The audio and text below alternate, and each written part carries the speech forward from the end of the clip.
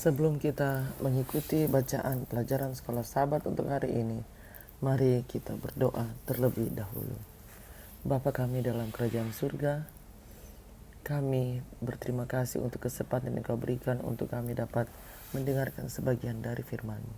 Isilah kami dengan Roh-Mu yang suci agar kami dapat mengerti apa yang Engkau inginkan kami pelajari hari ini. Dalam nama Yesus kami sudah berdoa. Amin. Pelajaran sekolah sahabat 1 Januari 2026. Judul pelajaran sekolah sahabat untuk hari ini adalah Gereja Filipi dan Kolose.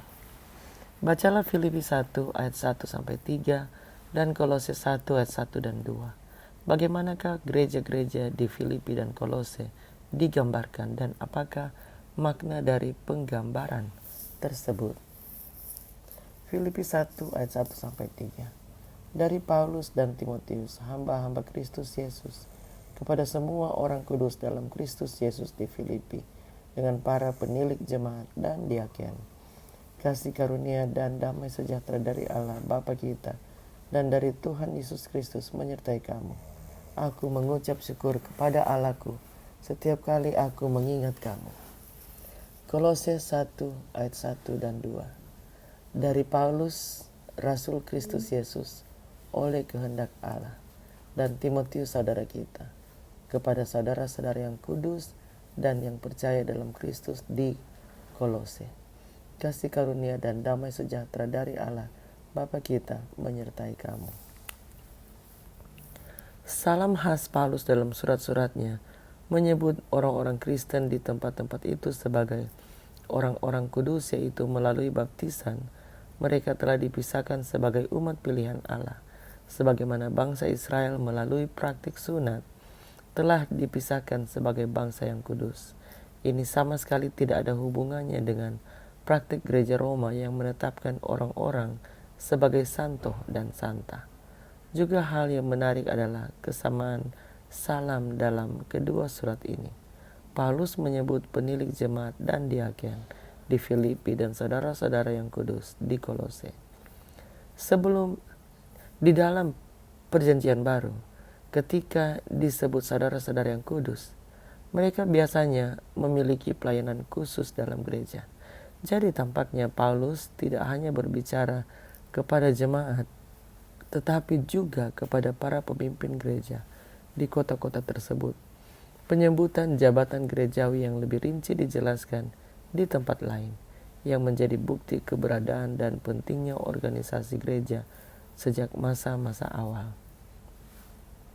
Melatih rekan sekerja seperti Timotius dan Epafras serta menyediakan kepemimpinan bagi gereja-gereja lokal adalah prioritas bagi Paulus dan juga memperkuat usaha penginjilannya. Dengan kata lain, ada pendekatan strategis baik dalam menjangkau maupun mempertahankan jemaat. Para perintis Advent mengikuti model organisasi gereja dalam perjanjian baru, sebagaimana ditunjukkan dalam artikel Review and Herald dari tahun 1850-an. Faktanya, James White pernah berkata, ketetapan ilahi dalam perjanjian baru sudah cukup untuk mengorganisasikan gereja Kristus. Jika lebih dari itu diperlukan, tentu akan diberikan melalui inspirasi. Jauh sebelum Paulus menulis kepada gereja-gereja ini, para rasul sudah mulai mengangkat para pejabat gereja di Yerusalem yang merupakan suatu contoh untuk pelayanan pembentukan sidang-sidang di setiap tempat di mana pesuruh-pesuruh kebenaran harus memenangkan orang-orang bertobat kepada Injil. Sudah diketahui dengan baik bahwa Paulus terkadang menggunakan asisten dalam menulis surat-suratnya. Timotius juga disebut sebagai rekan pengirim pada kesempatan lain. Namun fakta bahwa Paulus kemudian menggunakan kata ganti saya dan bukan kami menunjukkan bahwa otoritasnya tetap berada di balik surat-surat ini.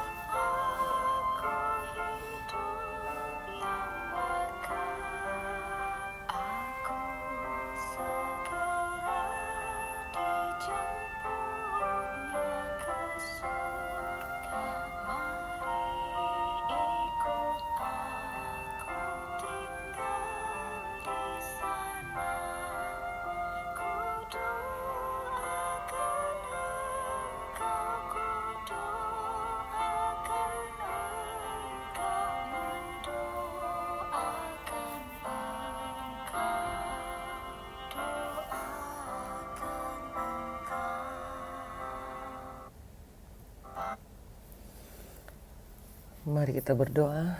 Bapa kami dalam kerajaan surga, terima kasih untuk kesempatan Engkau sudah memberikan kami waktu untuk belajar sebagian dari firman-Mu, di mana Paulus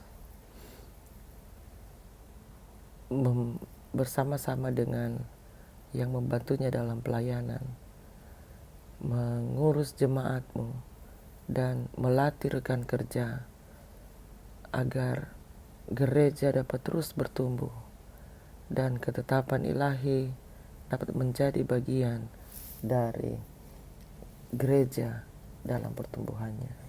Kiranya ya Tuhan, Engkau dapat menolong kami agar kami dapat terus setia dalam pelayanan kepadamu. Kasih-Mu menuntun kami senantiasa. Terima kasih untuk segala berkat-Mu kepada kami pada hari ini, pada tahun yang baru ini. Di dalam nama Yesus kami sudah berdoa. Amin. Demikianlah pelajaran Sekolah Sabat Kamis 1 Januari 2026. Sampai bertemu di pelajaran Sekolah Sabat selanjutnya. Tuhan memberkati. Selamat Tahun Baru 2026.